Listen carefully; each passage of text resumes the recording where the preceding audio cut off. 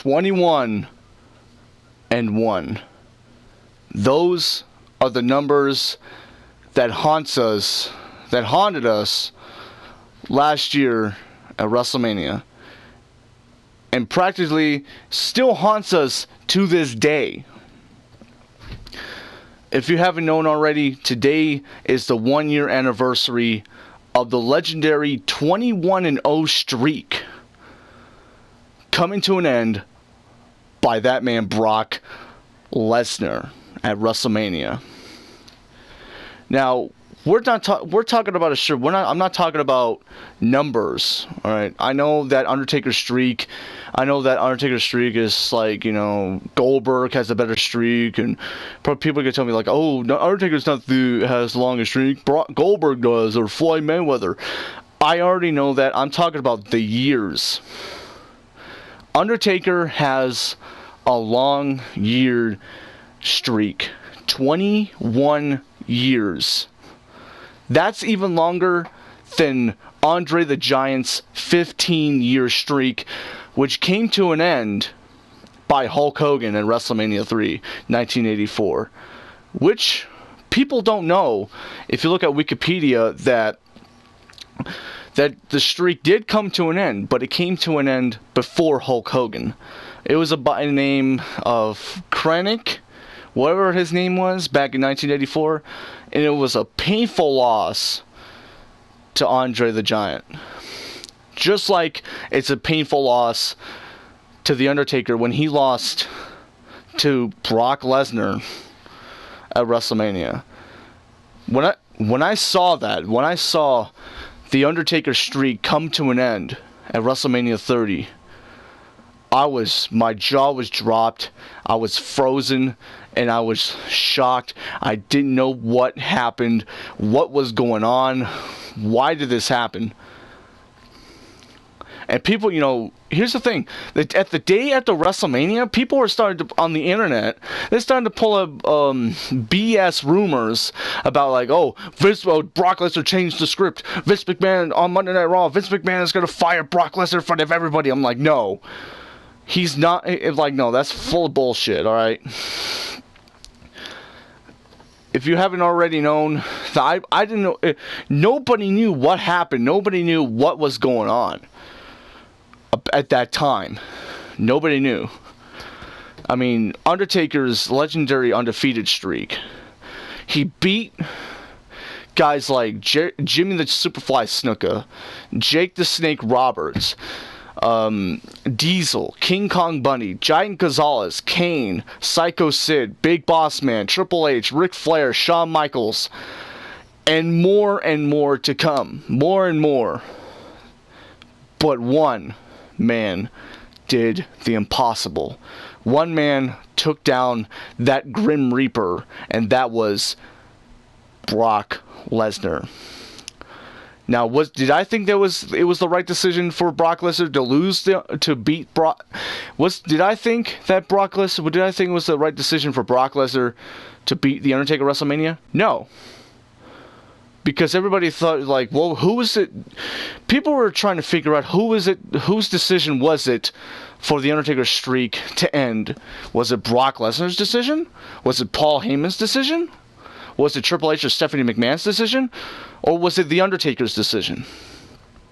As we all know, if you haven't listened to the Steve Austin podcast, what he did with Vince McMahon, people call him the out-of-touch Vince McMahon, he said, Vince McMahon said that it was his decision to end the streak, because he knew that The Undertaker's streak, he knew that Undertaker did not look good at all. He looked bad. I wouldn't blame him, because, Undertaker looked bad. He had a concussion during the match, and it was just bad. I mean, Undertaker had a long streak that was, like, bigger than all the Super Bowls. The Undertaker streak is what made WrestleMania a lot relevant. But now, since Undertaker's streak is dead, I don't know if WrestleMania is only a little bit relevant. You see, at WrestleMania 31, Undertaker returned in front of 69 or 70,000, over 70,000 people watching Undertaker go one-on-one with Bray Wyatt. Bray Wyatt wanted to take the Undertaker's soul. The shell was already gone, but the soul was still there. And Bray Wyatt wanted to take the Undertaker's soul after Undertaker's loss at WrestleMania 30. Now, when I was watching that, I was like, you know what, screw WWE. I don't want to watch anymore. I don't want to watch Raw or SmackDown or any other product of WWE. Hell, I watched NXT, though, but not WWE because of what they did. But one man changed my mind. One man changed my mind, and that was none other than Daniel Bryan. If it wasn't for Daniel Bryan winning the WWE World Heavyweight Championship at WrestleMania 30, I would have never watched WWE again. If Batista won, Randy Orton won, I would stop. I would have stopped. But that was back last year. But this is now. I'm still watching WWE. But you know, Brock Lesnar has signed a contract with him. He's no longer the WWE champion. He went berserk at WrestleMania 31. No, he went Suplex City, bitch, and he went berserk on the Raw at the WrestleMania. So you know, that's all I can know about. I grew up watching Brock Lesnar. Grew up watching Undertaker ever since I started watching WWE, which was back at like 2002 or 1 or whatever year it was. And I knew I was wondering, who was this guy? Who was he all about?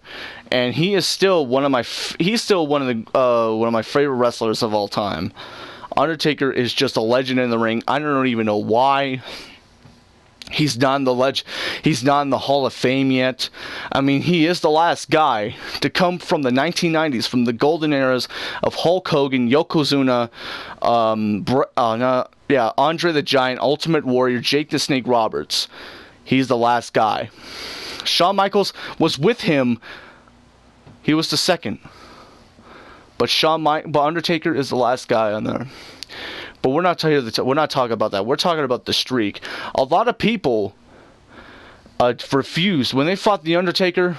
They turned down beating the Undertaker streak. If you know, there's like lots of things like, oh, Randy Orton was supposed to beat the Undertaker at WrestleMania 12. What was it? WrestleMania 21. Sorry. Undertaker Diesel was supposed to beat Undertaker at WrestleMania 12. A lot of these rumors, I don't know what to believe. If I were Vince McMahon and I had to choose who to have Undertaker lose to, it would be Sting. It would be Shawn Michaels. Shawn Michaels at WrestleMania 6 against Undertaker, beating the legendary streak. Because you see how Shawn Michaels, the build-up to it, he failed once, and he wanted to prove again that he can beat The Undertaker at WrestleMania 26.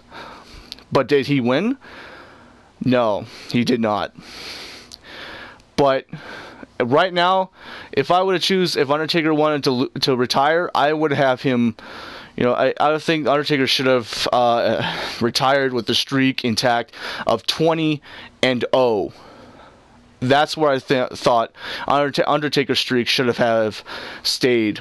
Or if Undertaker streak ended, it would have been Shawn Michaels. If Undertaker kept his streak and wanted to retire, it would have been at 20-0, not 21-0 or 22-0. That's not what I think. I think it should have been of that. But the day I think Undertaker deserves one more match, and I think the best retirement match for him would be Sting versus Undertaker, WrestleMania 32, because both live. One was born and raised in Texas. The other one lives in Texas. And if you think Bray Wyatt beating Undertaker was fair, it would be a great idea for WrestleMania 31, then you're sadly mistaken. So yeah, that's all for this What Really Grinds My Gears. Thank you all for watching. I want to hear from you guys. What do you think should have happened? Do you think the streak should have stayed intact, or do you think that the streak should have had broken by that man Brock Lesnar or by somebody else? What do you guys think? So that's it. That's all I gotta say. Like and subscribe. Share this video if you want. Until next time, peace.